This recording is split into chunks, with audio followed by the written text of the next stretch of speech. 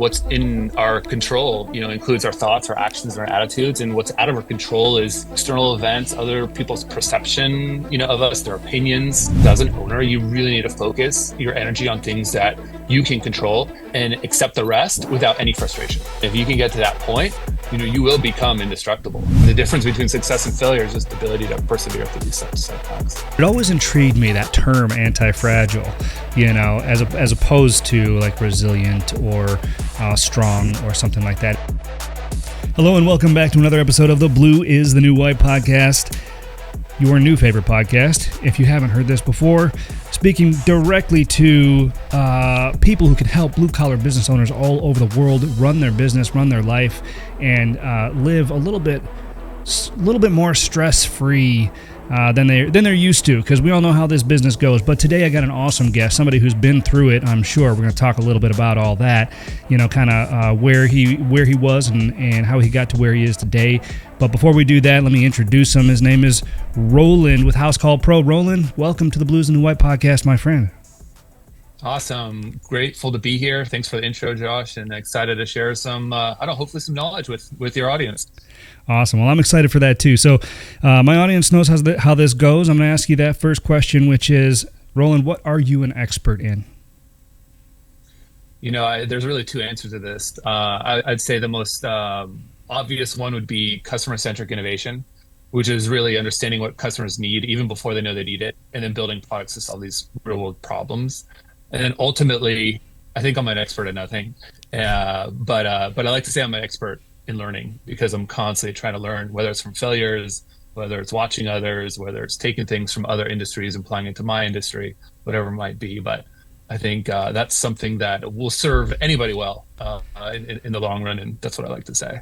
That's interesting. You're the first person to come on the show and actually say that. Actually, both of those things. I'm an expert at nothing, and I'm an expert at learning. It's the first time I've heard that, and I love it. Before I ask you my next question, I am curious, gravitating toward that first answer of I'm an expert at nothing. Explain that a little bit. Yeah. I mean, look, who sets the bar of what's expert? Is it relative to others? Is it relative to yourself? Is it relative to the entire world knowledge? Who knows? So I don't know, it seems like an artificial thing to say. And I think ultimately, there's always more to learn, even when you think you've learned it all. And if you feel like you know it all, then you absolutely don't know it all.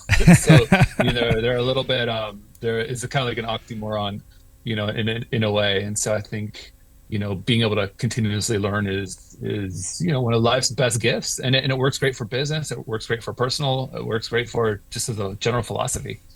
No, absolutely, man. I love that. I'm a lifelong learner myself, and I challenge the traditional education system, but I'm a big advocate for education, more so the right education for the right individual, whether that's, YouTube videos or trade school or books or, interacting with others. So, no, I love that. And I think that's an important philosophy for everybody to keep in mind, that in some capacity or another, learning is what keeps you growing.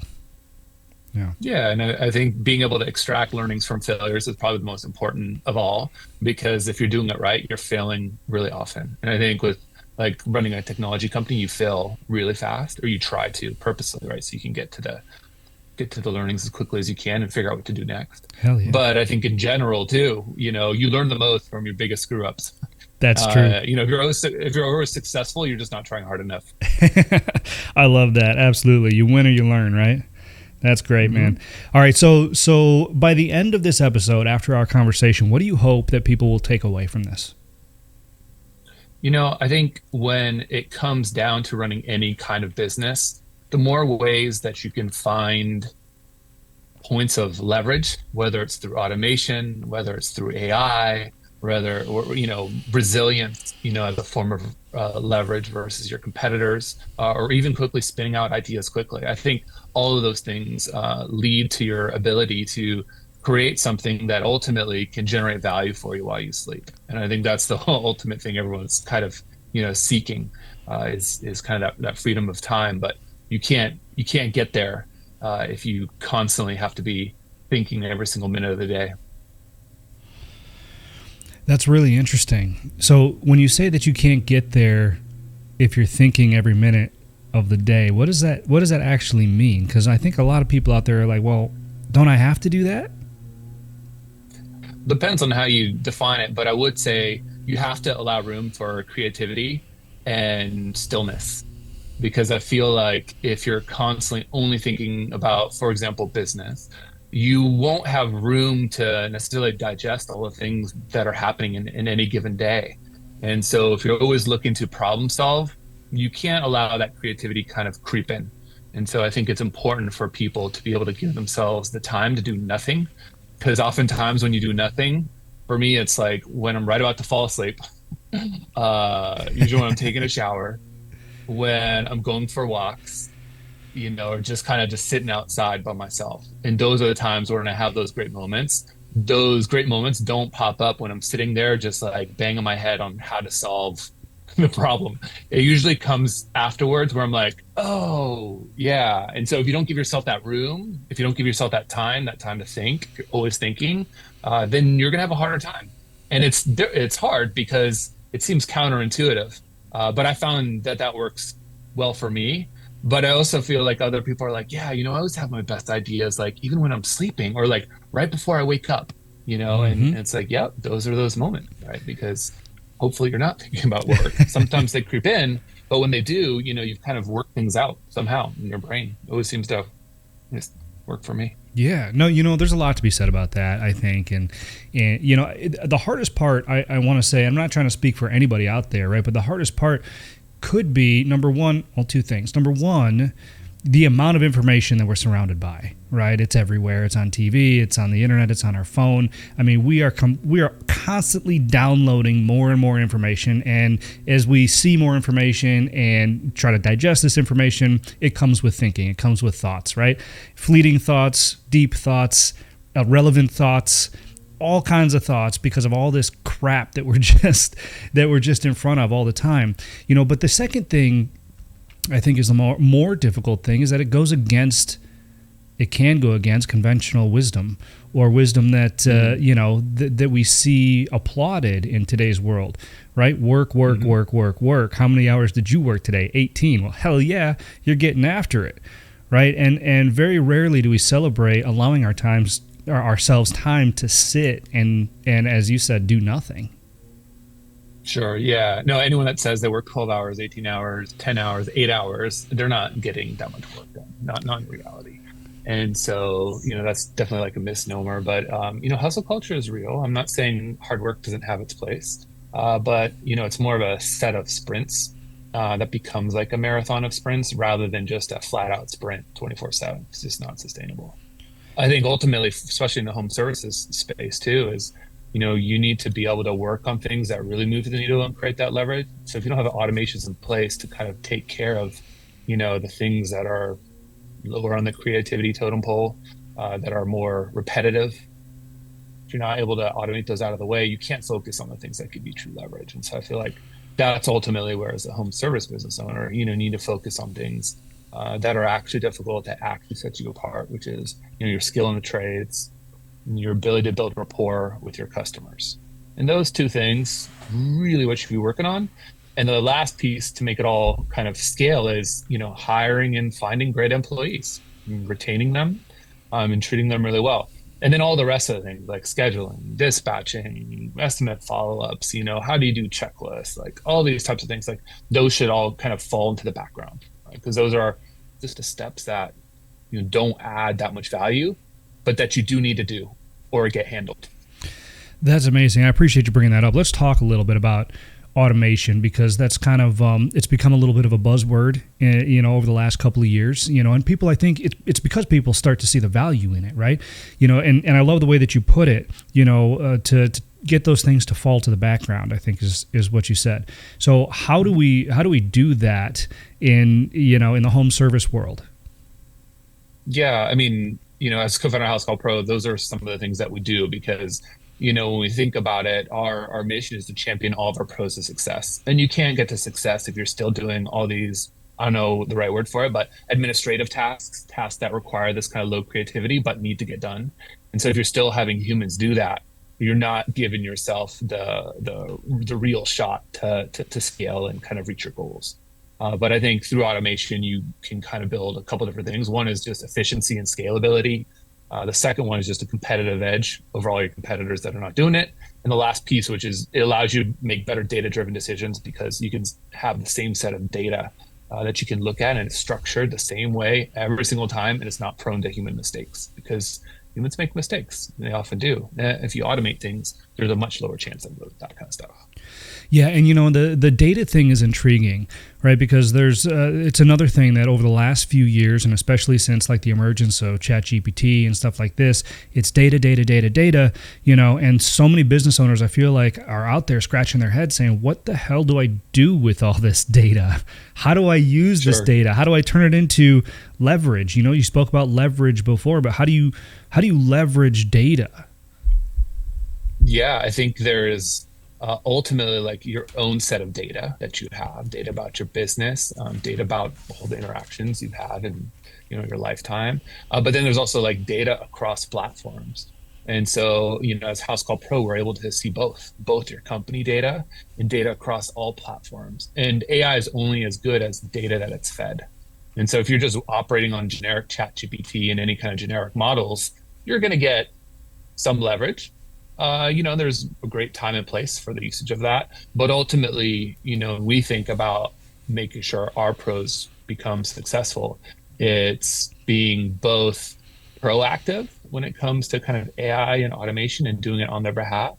And at the same time, too, bespoke to their business, but leveraging the entire data set that we have in order to help our pros out. And that's when you truly create this competitive edge. And anyone that's not using Housecall Pro, will start to kind of fall behind, even more so, right, than they might already be.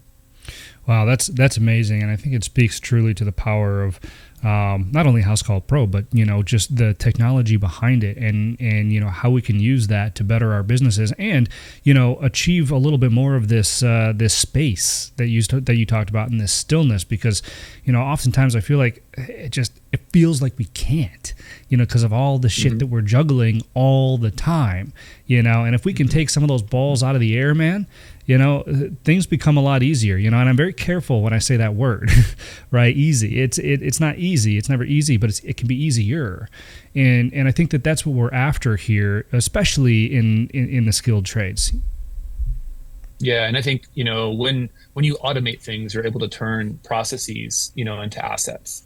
And you need to be able to get what's in your brain or what you tell, your team members to do. You got to automate that because that's what actually turns it into a long-term asset. And that's what allows you to get this stillness so you can focus on other more creative endeavors and things that will really, truly create leverage. I feel like the goal really isn't to do more work. It's just to do smarter work. And automation frees you from the grind so you can just focus on growing the business without being stuck in just, the process. And if you're not documenting, that's the first step. I always tell a lot of pros the number one tip is like, well, what should I automate first? Like, all right, well, Josh, what if I told you you had 1,000 interns? What would you have them do tomorrow?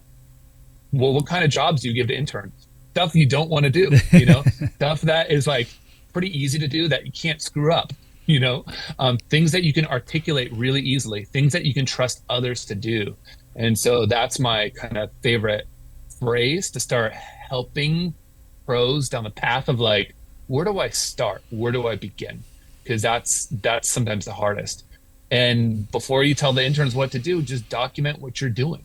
And that's really step zero before you even delegate it out or give that piece out.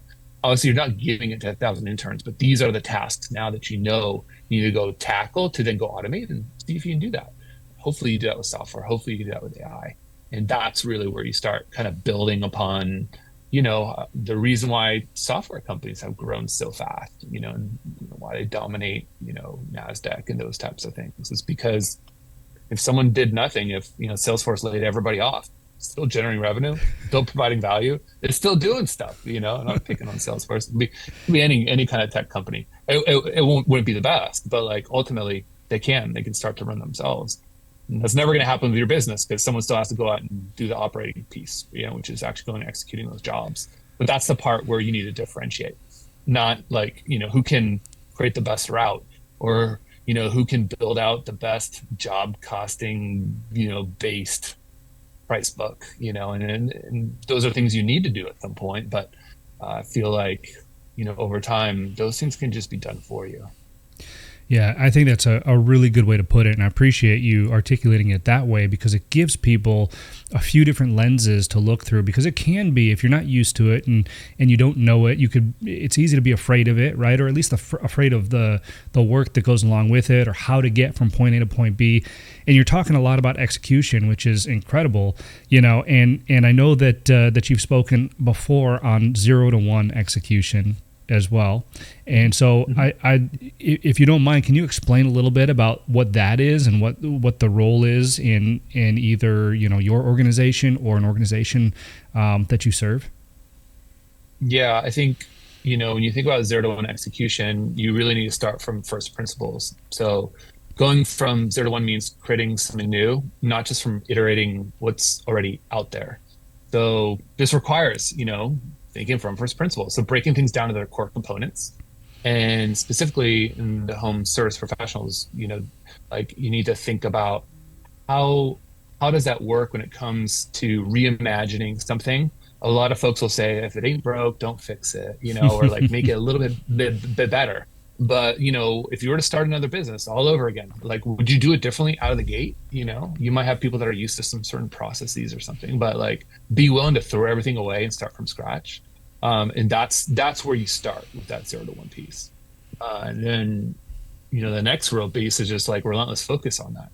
Like you have to be ruthless in your prioritization. You have limited resources. You will always have limited resources, no matter how large you get, I promise you. So you really got to focus on like one or two key like features or products that you offer that drive real value.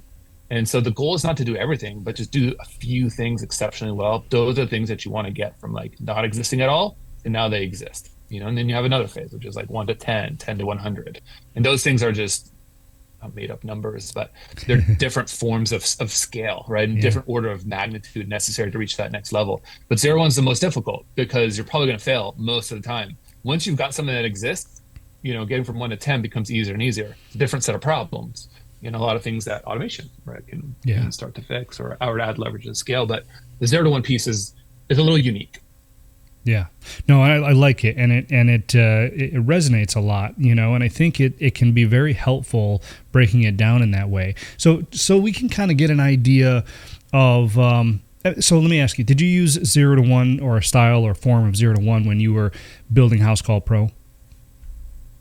Yeah, I mean, there's so many things that we're constantly innovating on, and so my team specifically focuses on a lot of things that just didn't exist and now we think should exist in the world, whether it's a customer told us or we see some sort of pattern or it's just we see an opportunity that maybe others don't. So I feel like a lot of the new things that are coming out required a 0 to 1, like how do you put things in market? And so I feel like for Housecall Pro, in the early days, something that was brand new, this is back in, I don't know, I forget, 2016 or 2017, we're like, hey, you know what? Why don't we make it so our software can send out postcards? And it was kind of funny because we built the company to be paperless. Now all of a sudden we're building software to send out paper. But it turns out, as a part of your marketing mix, I get thousands of emails. But like when I check my mail, maybe there's a handful of pieces of mail in there. And so you can cut through a lot of the noise. And that was something that really helped us specifically in the carpet cleaning industry, but really it works in any home services industry. But that's something that like, you wouldn't normally think of as a tech company. But if you're thinking about the core principles of like, how do you get a customer? Well, you got to get them to hear or see you. Okay. Well, how do they see you? They could see you on a screen. They could see you in the real world, and that just became, well, people see postcards. Wow. Well, can we do that? And so that's just like, something we did early on, but it works and it works great, for a lot of our businesses. That's awesome. So we can give the audience a little bit of perspective. If they don't know much about Housecall Pro, can you kind of just give us an idea of where you started, maybe size of the team, revenue, if you're willing to share, and then where you're at today, so we can kind of get an idea of the growth? Sure. I mean, we launched Housecall Pro back in 2015. And so, now at 2024, we're almost a decade in, but we have close to 50,000 companies that use us. It does tens of billions of dollars in, annual revenue, our providers do, through our platform. And it really helps them automate and keep track of their most valuable resource, which is their customers and that customer experience that you can deliver so that when you show up at the house, they open you with, a wide open door and they're ready. They see the value already. They got the on my way text. They know which technician's coming out. They might have booked you online already or booked you through chat on their website. There's all these kind of, I guess you could call them like restaurants might call them like front of the house style experience. And then there's like back of the house, how does it get made in the kitchen, the price book, being able to store job templates, estimate templates, sales proposal tool. So it's just a kind of a soup to nuts thing. And now that we service so many customers in so many different industries, from HVAC, plumbing, electrical, handyman, garage door, septic, all the cleaning, the power washing, the window cleaning, the siding, the soft washing. There's 55 different trades or so that we really call out, but there's hundreds. We have equine masseuses, we have phlebotomists, we have all kinds of fun stuff, but someone that provides a service in a location rather than like a retail location. Right? That's These are amazing. people entering the homes. That's really cool. So how many employees or founders did you guys start with? Part of your team? We started with 5 founders. It was back in 2013. And if you ever want to laugh, you can go to YouTube and you can Google my name, Roland Ligtenberg, or you can type in like Housecall Elf. You can see some of the really fun, different types of things we did to attract customers, early on. And that was a start. And now we have well over, 1,000 employees and just continue that growth. And our mission is remained the same. It's to champion our pro to success, whatever we can do. And so we offer more than just, software. Now we also have, a call answering service. We have, accounting, bookkeeping. We have all kinds of different services. We have coaching. A lot of our pros just need a coach. They're great tradespeople, but no one told them how to set up a business or to hire and fire employees or, how to inspire, the next generation to come into the trades. And so those are all types of things that we offer under our umbrella, because ultimately if our pros are successful, we'll be successful. That's amazing. Wow. I didn't realize that you guys offered so much. So I want to kind of zoom back in on sort of your role as a co-founder, of Housecall Pro. And, one thing that I talk a lot about on this podcast, and I think you said it early on, right? You mentioned it, resiliency, right? You actually mentioned using resiliency as leverage, which I've got questions about too, which is cool. But what about just the role of resilience as a founder of a startup? I mean, can you speak a little bit on how necessary that is and what that might look like? Yeah, I think, facing failures is this kind of key thing that you need to be able to do. And as a founder, resilience isn't optional, it's just foundational. Because building a business, especially, something that's complex industry like home services, means you're going to encounter failure. You're going to have missteps, you're going to have, obstacles, all kinds of different things. And the difference between success and failure is just the ability to persevere through these setbacks. I think the two other pieces really is like adaptability, because there's constant change, even in an industry like home services, which has been around for a long time. But there's always things that are constantly changing, whether it's like the customers, the market needs, business models, all kinds of fun stuff. Inside a Housecall Pro, we've got the ability to create like service agreements or memberships. Things are becoming more recurring, even for, carpet cleaning businesses. Obviously, home cleaning is very recurring, but plumbing businesses, all recurring revenue, which wasn't that way, in the past.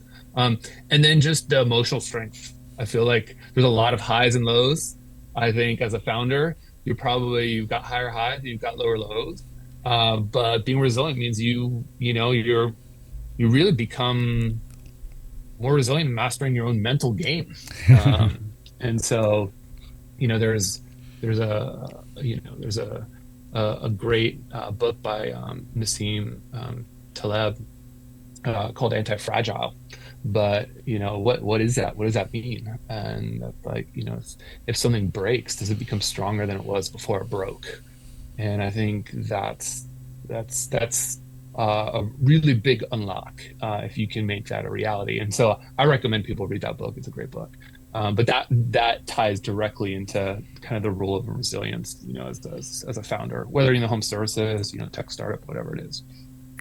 That's really interesting, and I've heard of that book through references. I've never actually read it. I think think I just recently read a book called Arete by Brian Johnson, and I think he referenced it in there. But it always intrigued me, that term anti-fragile, as opposed to like resilient or strong or something like that. It's got a very pointed meaning, and I won't get too deep into it here, but to your point, I've got to read that book, and I'm excited that you brought it up there. So you mentioned emotional strength. I think this is a really intriguing topic, for business owners, because there's a lot of expectation, I think, around business owners, and that they carry themselves, a certain way all the time. And I do mean all the time, right? As business owners, sometimes, like you said, you do have to sprint before you take a break. You do have to, go balls to the wall for a long time if that's what it takes, right? Because at the end of the day, you have to do what it takes. And that emotional strength is, from my experience growing a business as well, you can have it and you can feel like you have it for a long time, but it don't last forever. And you'll hit a spot, right? You'll hit a spot where you're going to be tested, so can you speak a little bit on that emotional strength and, maybe some of the ups and downs that you've experienced and how you've persevered? Yeah. My biggest tip that I like to give out is you need to be able to detach yourself from the outcomes. So another way to put it is you can become outcome independent. So whatever happens, happens. And so you're really focused on the inputs and not the output, because you need to believe in the inputs that you're doing, and the output will either happen or not happen. And I feel like it's a very maybe stoic way of looking at things, but it's very mentally freeing, and it helps build your emotional strength when you don't tie your identity to the outcomes. It's hard because people are like, oh, I've got a $10 million business, but whether something succeeds or fails, it doesn't define you. And this detachment helps you stay balanced, even in just high stakes situations. There's nothing more high stake than owning a payroll and making sure that people, are paid, and building a team because they've got other people depending on them. I feel like, when it comes to developing mental toughness, I think putting yourself in small moments of adversity and really learning from those, I wouldn't necessarily as an emotional muscle, but it's better than setting yourself up to jump off this massive cliff for the first time. Just drop like a mini cliff a couple times. Yeah. And then when you persevere from these challenging situations, I think you just become more resilient and mentally tough over time. I don't think you can learn from those unless you're really practicing your self-awareness. And that starts with really knowing yourself. And the reality is you never truly know 100% of yourself because yourself is always changing. But I think the more self-aware you are, the better that you can manage your reactions to these external stressors. So how do you do this, Roland? I think, reflection is important. Inside of Housecall Pro, we have iterations, which are, I guess you can think of as like sprints. And then every week after we do an iteration, we do a retrospective. Some folks do like these kind of pre-retrospectives, which are like, before I engage in this thing, what are all the reasons why it would fail? I think those have a time and place. I think you start with retrospectives first. And it's similar to telling someone maybe to journal because it's reflecting on something that kind of happened. And I think that's what helps you understand your triggers and your emotional patterns. And with that helps build that mental strength that I feel is just so important, especially in the home service industry where you're facing seasonality, regardless of what industry you're in. So whether you think you can have highs and lows, for whatever reason, you're going to be forced to face high and lows because of seasonality. And so I think that's what makes home services particularly just like interesting, difficult, but ultimately just like really rewarding. Yeah, no, what a great answer. I really appreciate you, giving such a thoughtful answer and transparent answer to our audience. It's, and I'm detecting a few hints of stoicism in here. Honestly, which is cool, man. And I think that we need elements of that, in a business sense to help keep us grounded. Not long ago, somebody told me that in this day and age, we've redefined what it means to be afraid. We've redefined fear.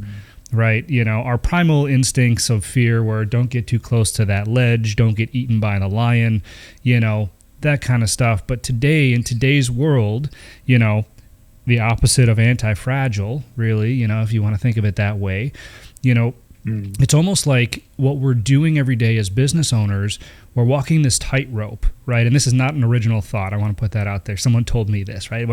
It's like we're walking a tightrope, and we don't know if we're 60 feet above the ground or 6 feet above the ground. And so, as we go through, we're being so cautious and so careful, and, because we're assuming we're 60 feet off the ground when, maybe we're only 6.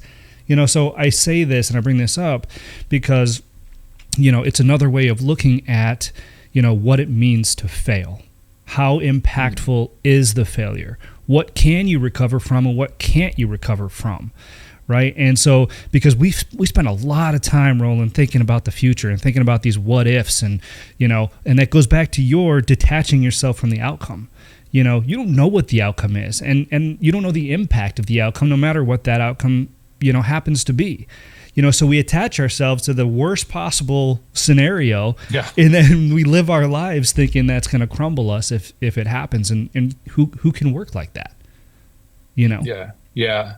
I think that's where that dichotomy and control just comes into play. Like what's in our control, includes our thoughts, our actions, and our attitudes. And what's out of our control is, external events, other people's perception, of us, their opinions, and obviously those outcomes, like I mentioned.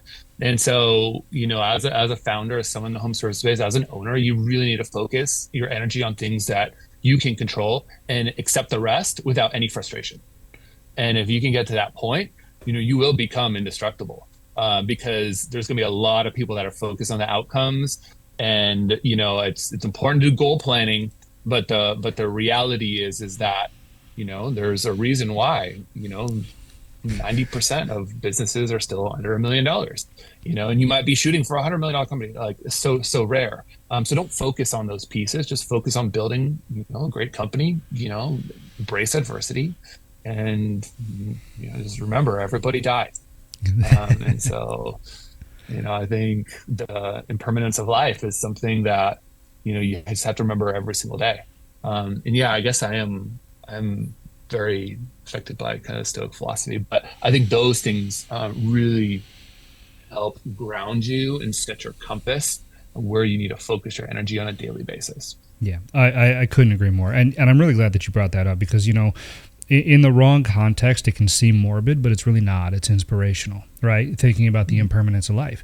I actually think about that every time I set foot on stage, Roland, because, it helps ground me while I'm up there and I'm staring into an audience of 1,000 people. And I'm like, what if I screw up? And then my next thought is, well, everyone's going to be dead eventually, so it should be fine, And again, I don't use it as like a morbid way, right? It's just it's a fact of life, number one, and it can help you come back to the present and realize that what's in front of us is all we have at the end of the day. So that's great. All right, so we're gonna turn the corner before we scare the hell out of people. They're like, oh man, they're talking about like dying. I know, right? Not caring what happens. Never know where this podcast is gonna go. All right, just got a couple more questions for you, and then we'll let you go. But being a founder, starting with 5 people, right? Being a co-founder of Housecall Pro, you guys had an idea. Right, you had an idea, and you were able to execute on that idea and turn it into something just absolutely incredible. What would you say, Roland, to anybody out there who's got an idea? How do they get started turning that idea into something tangible, something that can provide for them, something that can provide for others? How do you turn that idea into reality? Yeah, I think the first step is clarify the problem you're looking to solve, because everyone's got ideas. And if you can't understand the problem in its most basic first principles style way, you're gonna have a really hard time building a solution, right? Which is right now your idea, you know. Um, the next step is you have to validate the market need. And one trick that I love to use is I love selling something before it even exists and making someone open their pocketbook before the thing is real. And so people vote with their dollars. And I'm using this in a sense because we're talking to business owners as the audience, but asking people like, hey, Josh, I built this thing. Would you buy it? No, no, no, that's the wrong way because of Josh. We're buddies. Of course. Yeah, I'll buy it. You know, you really need to go like, Josh, this thing's $1,000. It exists. And then after you're like, yeah, totally. Here's my credit card number. I'll buy it. And they say, we're still in the process of building it. So just so you know, you're going to just get it for free until it's fully built. How does that sound? Oh, great. Okay. But the first step was you're willing to open your pocketbook and pay for that thing. So I think that's the best way to validate that market need. And then I think, you know, minimal viable product gets thrown around a lot in the tech industry, but really rather than building out this like fully featured idea, you'll always be coming up with more and more ideas. So you have to finish something before you start a million other things. And so what are like the must-have things of your idea and the solution? In the home services space, you know, I see all kinds of fun things being done, whether it's like this new membership program. You know, there's once this carpet cleaner, I was like, you know what, I'm going to charge people $100 a year, but then they get 50% off my services. And everyone's like, oh, that can't be done. How is it? You know, what's going on? But he's like, Roland, should I do it? I'm like, yeah, do it. Just double your normal prices. And then you've got customers in life and like, who's going to give up this membership to get half off? And why would they ever go with anyone else? And it turns out you built an amazing carpet cleaning business on that. And is a thing that you could start with without having to really even go build a whole bunch of things. You know, that was a very crisp MVP. And I think, you know, once you get to a state where you can kind of measure success, you need to be adaptable because a lot of people get stuck to their original idea. With Housecall Pro, you know, our first idea was connecting homeowners to trusted local pros. That was the idea, you know, the Uber for home services. And turns out it's much more difficult. With Uber, you just have a car, you go from A to B. You know, and sure, there's different cars and drivers and all that kind of stuff, but it's a fairly, you know what you're buying. You're going to get from A to B. Same like you can very easily buy a pizza online because a pizza slice is a pizza slice, maybe a little different in New York than it is in Chicago than the West Coast, but like still a piece of pizza, you kind of know what you're going to get. Home services could be like, oh man, my toilet isn't flushing, which could be G.I. Joe is all the way down the tube over by the street, which requires like a full repipe and all this kind of stuff, you know, 20 grand, or it could simply be a toilet flapper valve that's not functioning or something like that. And so when we first started with that as idea, it wasn't right. And we had to be able to measure that and see that, you know what, there's actually a need for the pro side of the business, which is the ability to schedule, take credit card payments, reach the customer, let them know they're on the way. And that became Housecall Pro. And so for a lot of people, I tell them like, you might have an idea now, but that idea might change. And if you're not adaptable, you might just take that idea to the grave and then you're done. Yeah, no, well, that's I appreciate you giving all those examples. I mean, it makes so much sense. You know, full transparency, and a lot of my audience knows this, but the first of the year, I launched an online academy for blue collar. Mm-hmm. Well, now it's blue collar business owners, right? But when we launched it, you know, and this is where that MVP thing comes in, right? And the adaptability. When we launched it, the thought was we were going to go direct to consumer, right, and go directly to the technicians and you know, the people in the trades. Well, we just weren't getting traction, but business owners were breaking down the door trying to get it to implement for their team. So, you know, so it's just funny. It's a small example, you know, of a personal experience of mine that's kind of the same thing. It was this bright idea, this great idea, right? But once we started to work through it and vet, you know, the idea, it turns out we were marketing to the wrong people. Yeah, I mean, I think to sum it up, you know, getting started with an idea is about moving quickly and validating as you go and continuously improving based on that real world feedback. And I think, you know, start small, test early, let the market guide your steps, you know, go and try it out. So many people just, you know, fail to get started and you're not going to get anywhere if you don't start. And so theory crafting is like a ton of fun, but you know, it's not going to get you anywhere. There's a guy, like an internet influencer guy, his name's like Zahil Bloom. And I think his quote was something like, you know, it's hard to start when you're not great. but to get great, you have to start, which makes total sense. But like just with anything, that applies the same to building a product, building a company, whatever it is, right? You just got to get going. Yeah, no, I think that's incredible advice.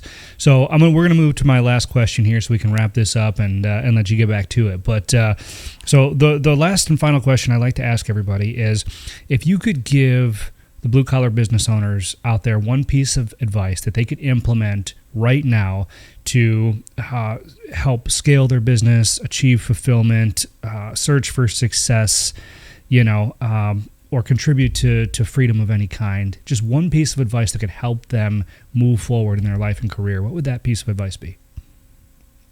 Gosh. Just one, man. just one. This is hard, but I just think like growth and comfort don't coexist. And so if you feel yourself getting too comfortable, you're no longer growing. The same way, the obstacle is the way. And what you're seeking for is the thing that you're avoiding. And I love like all those, because they all kind of tie into each other. The fact that if you want what others don't have, you have to do what others aren't, which is the things that are hard. So just go do the hard thing. Just go start, just execute. And even if you fail, you can't fail as long as you're learning. And I think, when it comes to home service business owners, a lot of them are like, oh no, I'm uncomfortable by AI. I'm uncomfortable by automation. This stuff, I don't get it. I see everyone talking about it. Should I do it? Should I not? What happens if, the homeowners hate it? Or what happens if it doesn't sound like me? Or, there's just like so many what ifs, but it's hard. It's hard to get right. There's people that can help you, but you got to get started. And I promise you, it's going to be uncomfortable. But when it's uncomfortable, you're doing something that's actually right. Oh, I love that so much. Thanks for sharing that, Roland. That's a incredible answer to that question. All right. So where can people find you? Where can people find Housecall Pro? How can they go about learning more? Sure. No, great. So Housecall Pro, you can just find us online. Just type in Housecall Pro, housecallpro.com. If you've got an idea or you're like, hey, you know what? I really want to talk to you, Roland, you can always text me. My cell is 858-215-1512. So shoot me a text if you're in the home services space or looking to get in the home services space, or you're dealing with home service owners or business owners in some way, shape, or form. Feel free to reach out. Don't be a stranger. Awesome. Well, Roland, thank you so much for spending your valuable time with us today. I know how busy you must be, but it was truly incredible, and I think that my audience is going to get a ton of great information from this episode. Awesome. Well, it was a pleasure being here, Josh, and chatting with you. You asked some really cool questions, and I look forward to getting on and chatting some more sometime down the road. All right. Sounds good, Roland. Be well.